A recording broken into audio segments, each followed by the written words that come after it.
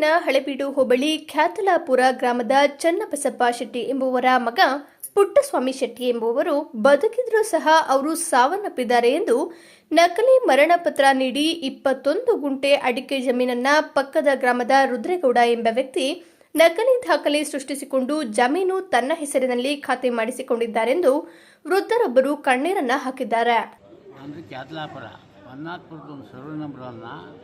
ಬೇರೆ ಪಾರ್ಟಿ ನನಗೇನು ಅಣ್ತಮ್ಮಲ್ಲ, ಬೇರೆ ನನ್ನ ಸಮಾಜಕ್ಕಲ್ಲ, ಬೇರೆ ಪಾರ್ಟಿ ಸತ್ತಿದ್ದಾನೆ ಅಂತೇಳಿ ಅರಸೀಕೆರೆ ತಾಲೂಕಿನಲ್ಲಿ ಡೆತ್ ಸರ್ಟಿಫಿಕೇಟ್ ತಂದು ಕೋತಿ ಮೇಲೆ ಖಾತೆ ಮಾಡಿಸಿ ಎಚ್.ಎನ್. ರುದ್ರೇಗೌಡ ಅಂತ.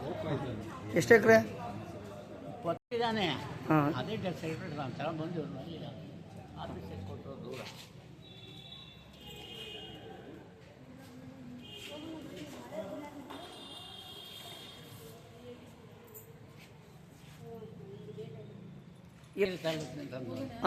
ಅರಸೀಕೆರೆ ತಾಲೂಕು ಜಾವಗಲ್ ಹೋಗಿ ಜಾವಗಲ್ಲಲ್ಲಿ ತಂದ.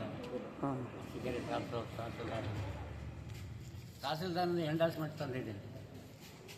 ಸುಳ್ಳು ಗೊತ್ತಿಲ್ಲ ಕೊಟ್ಟಿಲ್ಲ ಅದು ತಂದಿದ್ದೀನಿ. ಆಮೇಲೆ ಜಾವಗಲ್ಲಲ್ಲಿ ಮಾಜೂರು ಮಾಡಿಸಿ ಯಾರೂ ಇಲ್ಲ, ಚನ್ನಬಸಪ್ಪ ಶೆಟ್ಟಿ ಮಗ ಪುಟ್ಟಸ್ವಾಮಿ ಶೆಟ್ಟಿ ಎಂಬುವರು ಜನನ ಮರಣ ಏನೂ ಇಲ್ಲ ಅಂಥೇಳಿ ಮಾಜೂರು ಕಾಪಿ ತಂದಿದ್ದೀನಿ ನನ್ನ ಹತ್ರ.